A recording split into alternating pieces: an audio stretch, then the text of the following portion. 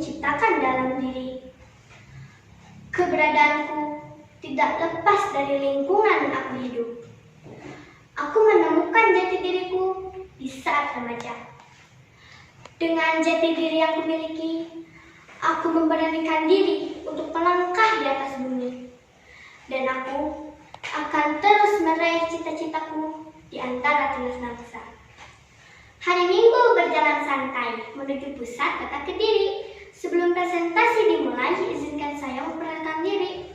Hai Sobat Literasi, perbanyak literasi, perbaiki generasi, salam literasi. Perkenalkan, nama saya Adelia Putri, kelas 5 SDN Cinangka 1, Kecamatan Cilenggang, Kabupaten Bandung. Hari ini saya akan mereview sebuah buku yang berjudul Jati Diri di Antara Tunas Bangsa. Buku ini penerbitnya CV Wacana Prima dan pengarangnya Gemini Nitro.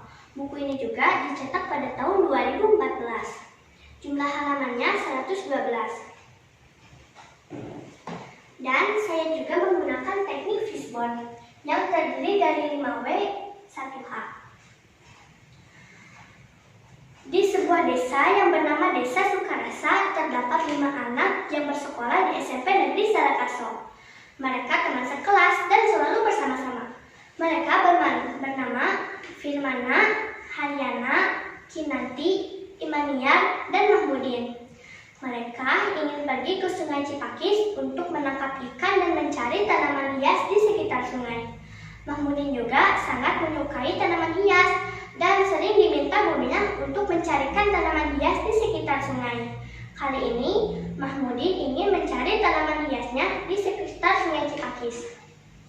Sepanjang mereka berjalan, akhirnya mereka menemui pemilik perahu yang akan perahunya mereka sewa. Mereka pun turun ke bawah dan meminta izin kepada Pak Nukman untuk perahunya mereka sewa.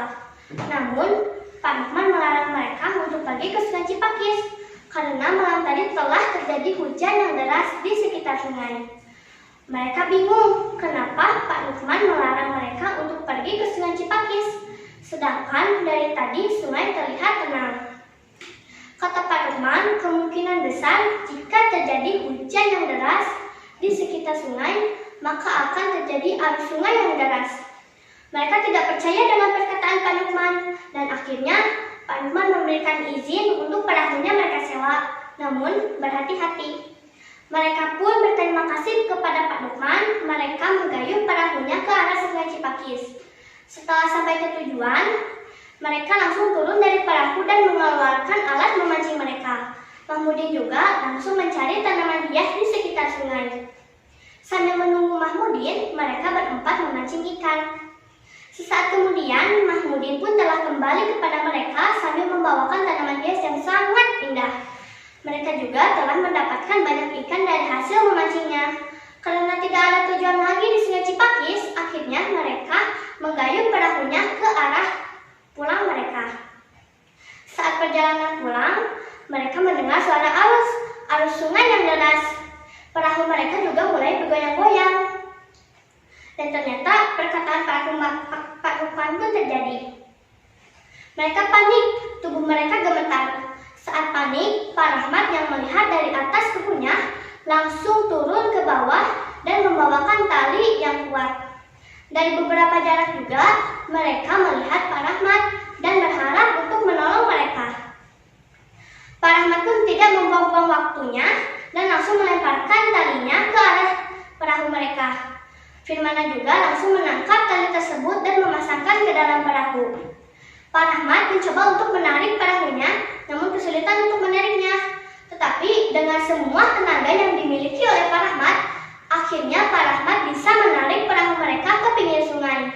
Saat perahu ke pinggir sungai, mereka pun turun dari perahu dan berterima kasih kepada Pak Rahmat. Tidak lupa juga mereka memperkenalkan diri mereka kepada Pak Rahmat. Pak Rahmat juga memperkenalkan diri mereka kepadanya. Pak Rahmat meminta mereka untuk di sini dulu sementara sampai arus sungai terlihat tenang. Mereka pun diajak oleh Pak Rahmat untuk melihat-lihat kebun jagungnya. Mereka tertarik dengan kebun jagung yang dimiliki oleh Pak Rahmat karena jagungnya terlihat unik dan juga terlihat manis jagung-jagungnya. Sesaat kemudian, sungai pun telah terlihat tenang. dan waktunya untuk mereka pulang ke rumah mereka.